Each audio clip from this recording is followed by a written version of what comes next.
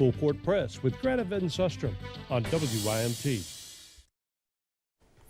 Coming up on Mountain News at 6, a candidate for judge executive is arrested after police say he shot someone in his home in Magoffin County.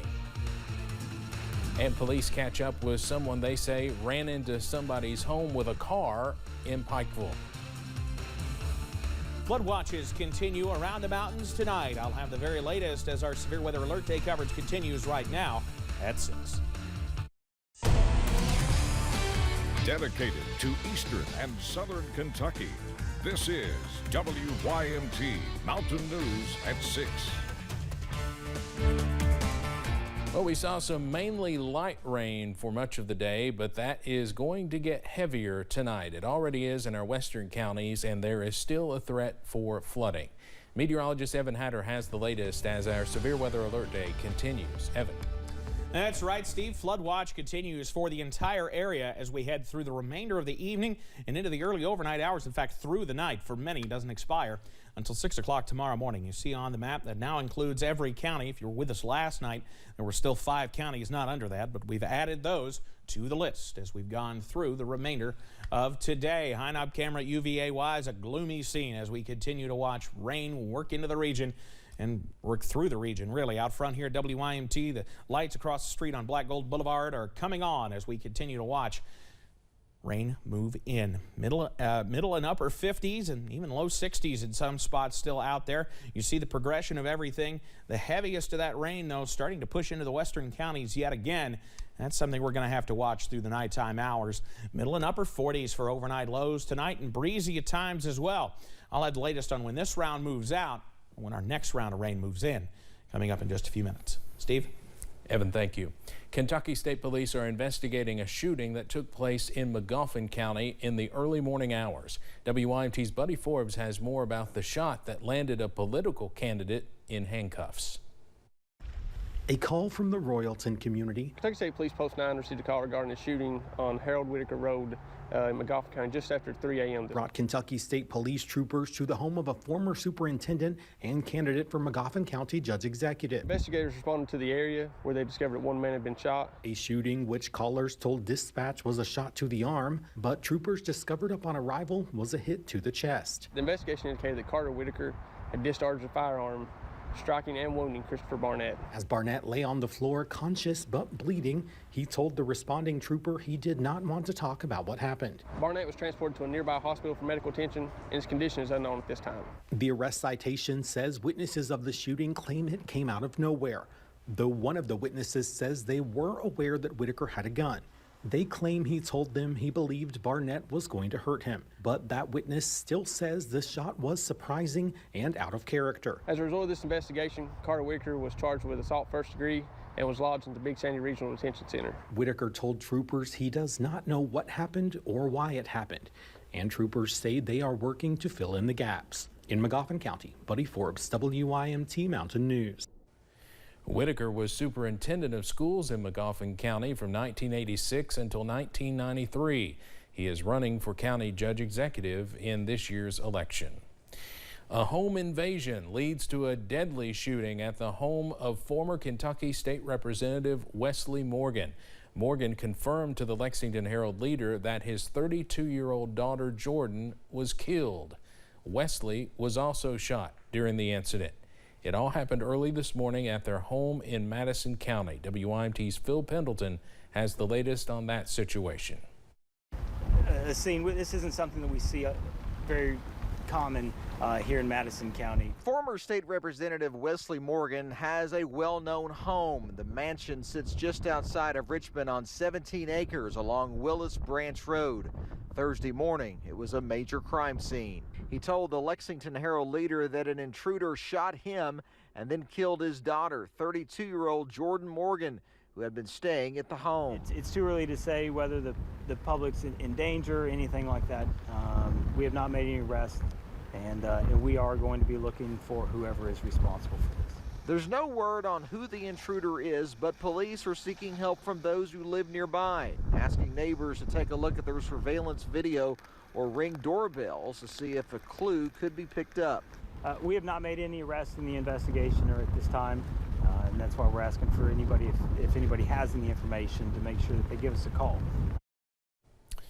That was Phil Pendleton reporting. State police say they have investigators from several posts, along with help from local police, in gathering evidence. Tributes and condolences are pouring in for the Morgan family tonight on social media. One Facebook post calls what unfolded this morning tragic. Others calling Jordan Morgan a wonderful person. Her father, Wesley Morgan, is a prominent businessman in Richmond and a Leslie County native. He also had a brief but contentious political career, serving in the State House of Representatives for one term in 2017 and 2018. A Floyd County man is behind bars after police say he was found in his truck with a 12-year-old girl. Police arrested 19-year-old John Douglas Tackett at the downtown parking garage in Pikeville early this morning. Police were responding to a noise complaint, and while investigating, police say they found Tackett with his hand between a girl's leg in the bed of his truck. When police asked for the girl's age, Tackett claimed he thought she was 16. Officers say the girl told them he knew she was 12. The girl was taken to the Pikeville Police Department, where she was reunited with her mother. Tackett is at the Pike County Jail facing second-degree rape charges. A car slammed into a home near Cedar Creek Road in Pikeville, causing some significant damage. The driver left the scene on foot, only to be found hours later. WYMT's Jordan Mullins has more on that.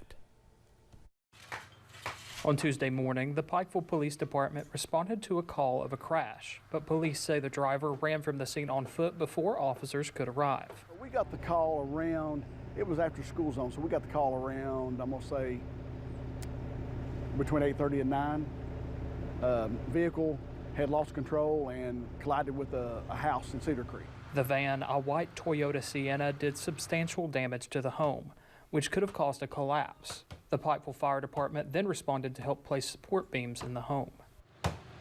We went ahead and started getting our structural collapse team here to go ahead and start, because we knew we went to short the building. The driver of the van, James Michael Collins of Pikeville, was captured around 3:30 Tuesday afternoon after a short-foot pursuit near a home on Harold's Branch, and is responsible for thousands of dollars worth of damages to the garage and its contents. It struck a side-by-side inside the garage. It also struck a Maserati vehicle, tore the wall out, tore the front wall out, breached the supports. So you're looking at, it's thousands and thousands of dollars worth of damage already. Officials say they are thankful no one in the home or first responders on scene were injured. Trying to make sure everybody was out, nobody was in the possible collapse zone part of it. And my guys went to work, my guys do a wonderful job. Firemen making sure folks are safe, and police finding the man responsible. In Pikeville, Jordan Mullins, WYMT Mountain News. Officer Khan said the suspect's phone was found in the van shortly after the crash, and he later admitted to being the driver after being taken to the Pikeville police station. In recognizing National Children's Dental Health Month, Anthem Medicaid officials are making some special deliveries. Students at 6 Eastern Kentucky schools will be getting toothbrushes and educational materials. This Brighter Smiles, Brighter Futures campaign started in part from a CDC estimate that roughly 34 million school hours are lost annually because of unplanned dental care. We feel like it's important to get those toothbrushes and those checklists in the schools so that children can start brushing correctly at a young age. The Kentucky Cabinet for Health and Family Services says that fewer than half of the children covered by Medicaid or CHIP receive dental services. Senator Mitch McConnell spoke to a crowd at a Lexington Chamber of Commerce event this afternoon where he addressed the upcoming Supreme Court appointment. McConnell promised a more respectful confirmation hearing than now Justice Brett Kavanaugh received. Despite some controversy, he says he does not find it inappropriate that President Biden has promised to nominate a black woman. President Reagan promised to put a woman on the Supreme Court, Sandra Day O'Connor. President Trump promised to put a woman on the Supreme Court when Justice Ruth Bader Ginsburg passed away. The president's nominee will face confirmation in the Senate to replace Justice Stephen Breyer after his retirement at the end of the current session. The wife of a Knox County magistrate who recently died will now serve out what is left of his term. Stacy Roark died earlier this month. Officials posted on the Knox County Fiscal Court Facebook page that he served the county for 19 years. Governor Andy Beshear appointed Tina Roark to the position on Monday. She was sworn in Tuesday morning by Judge Executive Mike Mitchell at the courthouse. More heavy rain will be possible later this week. I'll have the latest breakdown.